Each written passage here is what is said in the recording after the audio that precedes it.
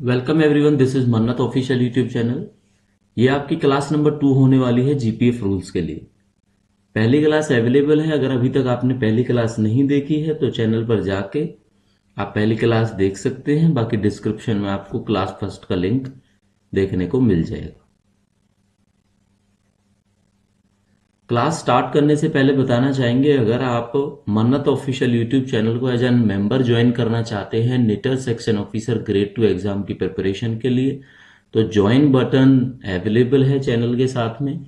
किसी भी वीडियो को प्ले करके आप ज्वाइन बटन पर जैसे ही क्लिक करेंगे तो आपको वो इंटरफेस मिलेगा जिससे आप एज एन मेंबर ज्वाइन कर सकते हैं, जिसके काफ़ी बेनिफिट्स हैं। अर्ली एक्सेस टू वीडियोज़ होता है आपके लिए, एक स्पेशल बैज मिल जाता है। अगर आप कमेंट करते हो तो उसके रिप्लाई करने की जो है प्रायोरिटी है वो बढ़ जाती है आपकी। बाकी मेंबर ओनली वीडियोस केवल मेंबर्स के लिए ही अवेलेबल होती हैं, ये आपको बेनिफिट देखने को मिलता है। तो क्लास 2 स्टार्ट करेंगे जीपीएफ रूल्स की। आपको पता है ये क्लासेस हम आपको एमसीक्यू फॉर्मेट में करा रहे हैं। एमसीक्यू फॉर्मेट में कराने का फायदा क्या है, आपकी प्रिपरेशन भी हो जाती है as an mock test. Mock questions की आपको जरूरत नहीं पड़ती है। बाकी थ्योरेटिकल जो पोर्शन है वो आपका कवर हो जाता है जब हम एक्सप्लेनेशन की बात करते हैं। तो देखते हैं बच्चों क्लास 1 के बाद class 2 general provident fund rules की, जो नेटर सेक्शन ऑफिसर के लिए आपकी काम आने वाली है। 16 देख लेते हैं, education of family members or dependent to includes डेस एजुकेशन। आपको बताना है कि जो एजुकेशन ऑफ फैमिली मेंबर्स की बात आपका जीपीएफ रूल्स में की जाती है, मेंबर्स की एजुकेशन हो फैमिली की या डिपेंडेंट्स की, तो उसमें कौन कौन सी एजुकेशन कवर होती है? Primary education, secondary education, higher education, या सभी की सभी? तो ये आपने नोट करना है। इसमें सारी की सारी, चाहे वो प्राइमरी हो, चाहे वो सेकेंडरी हो, चाहे वो हायर एजुकेशन हो, सब कुछ कवर किया जाता है। ठीक है। 16 के बाद क्वेश्चन 17 की बात करेंगे।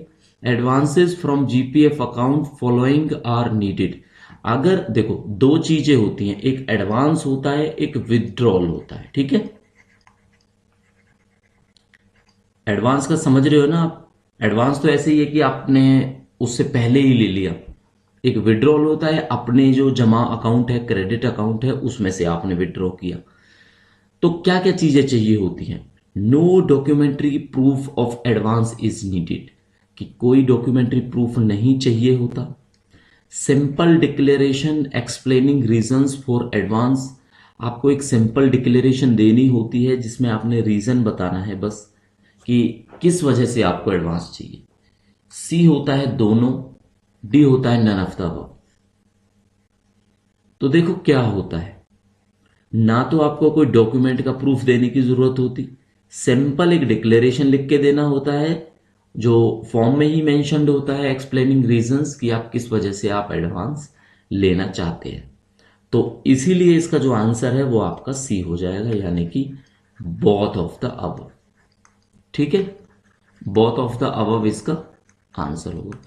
अब ये क्या है, ये थ्योरेटिकल पोर्शन भी कवर करता है कि भाई अगर एडवांस लेना है आपने तो आपको क्या क्या चाहिए। भाई कोई डॉक्यूमेंट का प्रूफ नहीं चाहिए, सिंपल डिक्लेरेशन चाहिए। तो इसीलिए क्वेश्चंस एमसीक्यू की फॉर्म में करोगे तो आपको लगेगा आप एग्जाम के फॉर्मेट में ही पेपर जो क्वेश्चन है उनको सॉल्व करने जा रहे हो। नेक्स्ट क्वेश्चन देखेंगे 18 नंबर, if advance is drawn in April. अगर एडवांस को अप्रैल में ड्रॉ किया जाए तो रिकवरी कब से शुरू होगी? अब आज की डेट में ये क्वेश्चन को दूसरे तरीके से भी बताएंगे। मान लो अप्रैल में आपने एडवांस को ड्रॉ कर लिया, तो अब उसकी रिकवरी स्टार्ट होगी इंस्टॉलमेंट्स में। और इंस्टॉलमेंट्स का जो क्वेश्चन था वो अगर आपने पिछली क्लास देखी है, क्लास नंबर 1, तो आपको पता है मैक्सिमम 60 इंस्टॉलमेंट्स आपको मिल जाती हैं उसको रीपे करने के लिए। ठीक है, जो एडवांस आपने लिया है। तो वो मई, ये मई, ये बच्चों वो वाला मई नहीं है, मई वाला मई है। ठीक है, मई, मई, ये अप्रैल, ये मार्च। तो मई में होगा 1 तारीख को पेबल, मई में होगा 31 मई को पेबल, अप्रैल में होगा 30 अप्रैल को पेबल, मार्च में होगा 31 मार्च को। तो देखो मार्च को तो हो ही नहीं सकता जब आपने एडवांस लिया ही अप्रैल में है ना। अब किसी को लगेगा कि शायद ये हो सकता है अप्रैल, तो अप्रैल नहीं होगा। मई में फर्स्ट भी नहीं होगा तो मई में 31 होगा। तो इसका आंसर आपको बी हो जाएगा बच्चों, यानी कि वो जो है आपका पेबल होगा वो कब से पेबल होगा, पेबल इन मई, ठीक है, कब से, 31 मई से। ये आपने याद रखना है। क्लियर हो गया। इसी एग्जांपल को आप सेट कर लो आज की डेट में। अब आप वीडियो देख रहे हो, ये सितंबर है, सितंबर में ड्रॉ करते हो तो कब से आपको रिकवरी कब देनी पड़ेगी, तो यहां पे लिख देते हैं हम रिकवरी। सितंबर में है तो रिकवरी होगी आपके अक्टूबर में, ठीक है, लास्ट डे ऑफ अक्टूबर से स्टार्ट हो जाएगी आपकी। इतना सा बस आपने याद रखना है, ठीक है। अक्टूबर भी 31 का होता है ना, तो 31 आ जाएगा आपका। अगस्त आपका 30 का होता है, 31 का होता है, सितंबर 30 का हो जाएगा और अक्टूबर 31 का हो जाएगा, ठीक है। क्वेश्चन 19 की बात करेंगे।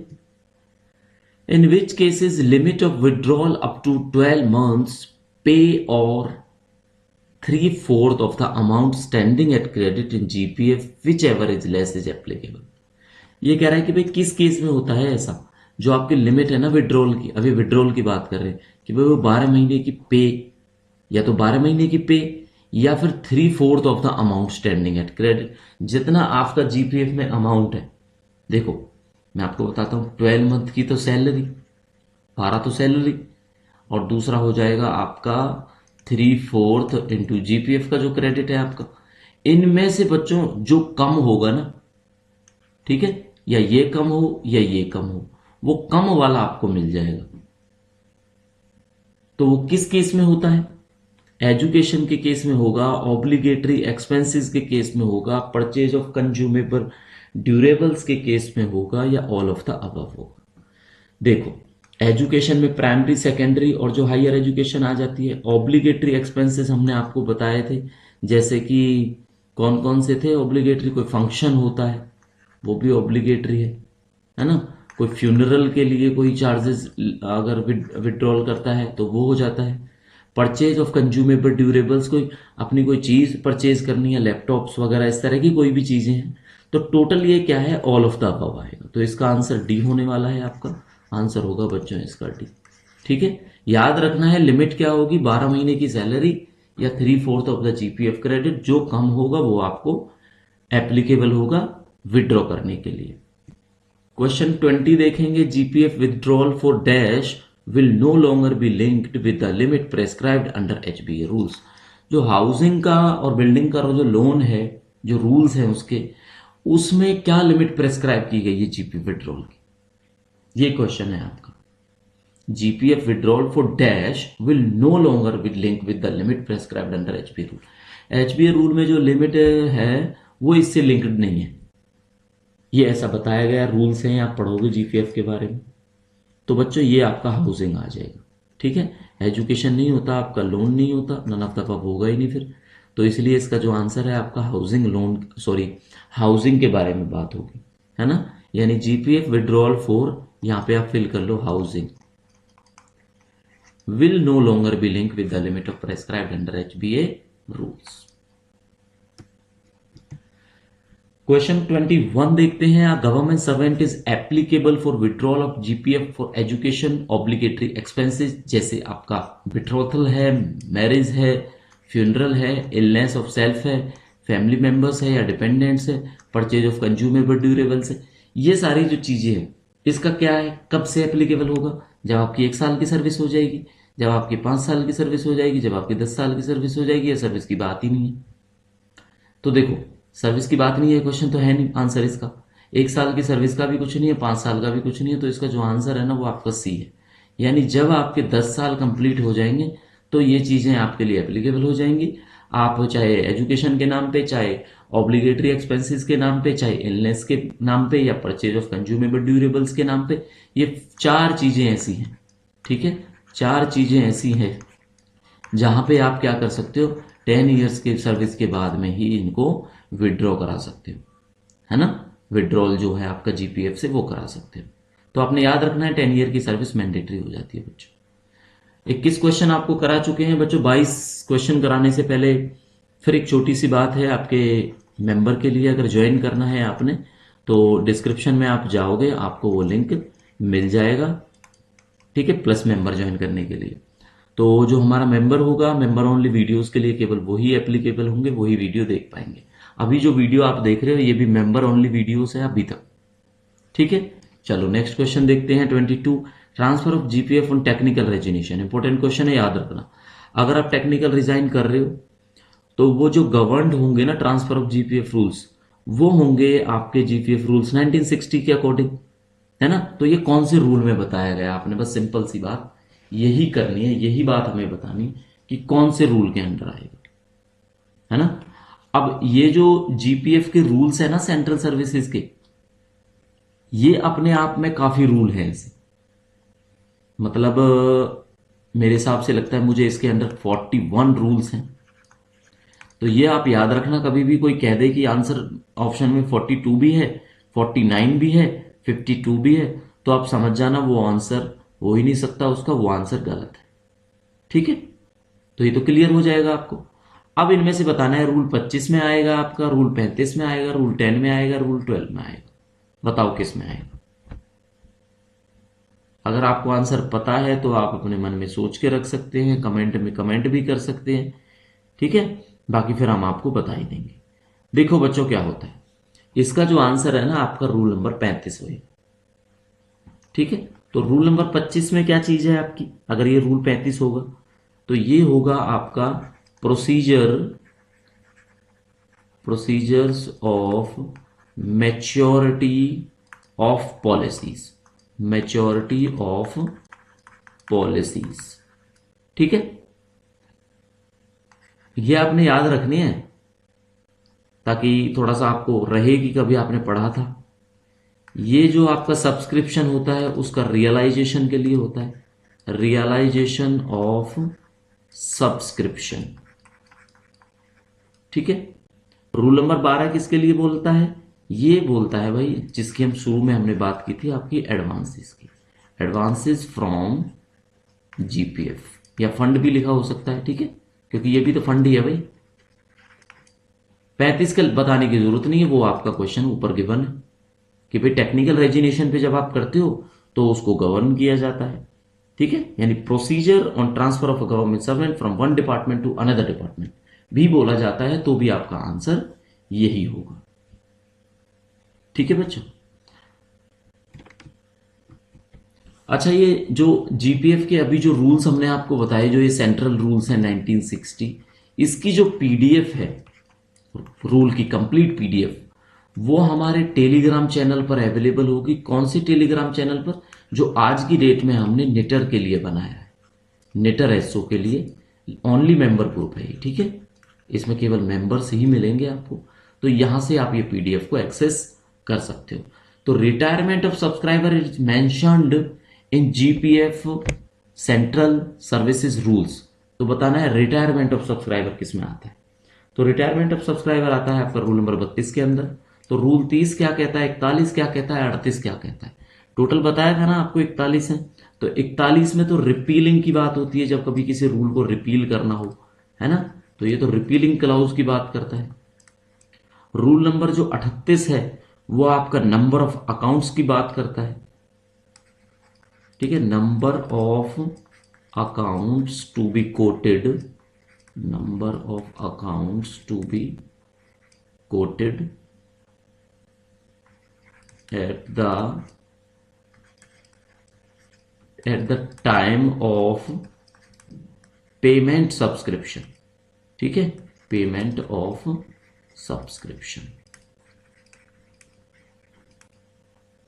रूल 30 किसके लिए बोलता है, रूल 30 बोलता है जो आपके रेस्ट्रिक्शंस हैं, इसमें आपका रेस्ट्रिक्शंस की बात की जाती है। रेस्ट्रिक्शंस किसके रेस्ट्रिक्शंस होते हैं, ये होते हैं आपके फाइनेंशियल पॉलिसीज के रिगार्डिंग, ठीक है, restrictions related to financial policies. घबराना नहीं है, आपने आप ऐसे ऐसे क्वेश्चंस करोगे आपके माइंड में अपने आप आ जाएगा, ठीक है। तो रिटायरमेंट ऑफ सब्सक्राइबर की अगर बात करेंगे तो वो किस में आएगा, आपका रूल नंबर 32 के अंदर आएगा, आंसर बी हो जाएगा। 23 क्वेश्चन हो चुके हैं, 24 देखते हैं, the general provident fund central service rules 1960 deemed to have come into force. अच्छा, ये क्वेश्चन ना हमने सबसे पहले करा देना था, है ना, कि भाई आए कब से। पर कोई बात नहीं, 24 नंबर पे है तो क्या हुआ, अभी आप कर ही रहे हो क्लास, है ना। तो 1 मार्च 1960 से, 31 मार्च 1960 से, 1 दिसंबर 1960 से, या 1 अप्रैल 1960 से। तो इसका जो आंसर है वो 1 अप्रैल 1960 से, यानी ये विद इफेक्ट फ्रॉम कब से होंगे बच्चों, 1 अप्रैल 1960 से आपका जीपीएफ रूल्स, कौन से rules, central services rules 1960 applicable है। ठीक है, अच्छा क्वेश्चन है, पेपर में देखने को मिलते हैं ऐसे क्वेश्चंस। क्वेश्चन 25 देखते हैं, annual statement of GPF should be issued to subscriber in form dash on 31 of every year. प्रत्येक वर्ष जीपीएफ अकाउंट की स्टेटमेंट सब्सक्राइबर को दी जानी चाहिए, कौन से फॉर्म के अंदर दी जानी चाहिए और किस डेट को दी जानी चाहिए हर एक साल के अंदर, तो ये आपने बताना है। तो क्या फॉर्म नंबर 49, फॉर्म 39, 49, 39, तो ये तो क्लियर है, या तो 49 होगा या 39 होगा। जुलाई में या अप्रैल में, मार्च में, दिसंबर में, तो शायद बच्चे को किसी को लगेगा कि अप्रैल में देंगे या मार्च में देंगे, है ना, अप्रैल मार्च में होपफुली आपको लगेगा। बट जो इसका आंसर है ना वो जुलाई से होगा, यानी ये भी नहीं होगा, ये भी नहीं होगा, ये भी नहीं होगा। यानी कि फॉर्म नंबर कौन सा होगा बच्चों, वो 49 होगा। देना कब से है, एवरी जुलाई से देना है। ठीक है, ये याद रखना, किसकी बात कर रहे हैं हम यहाँ पे बात कर रहे हैं आपका एनुअल स्टेटमेंट की। ठीक है, annual statement of general provident fund. Clear हो गया। तो 25 क्वेश्चंस ही आपको इस सेशन में देखने को मिलेंगे बच्चों। वीडियो अच्छी लगती है तो लाइक करना, दोस्तों के साथ शेयर करना, चैनल को सब्सक्राइब करना।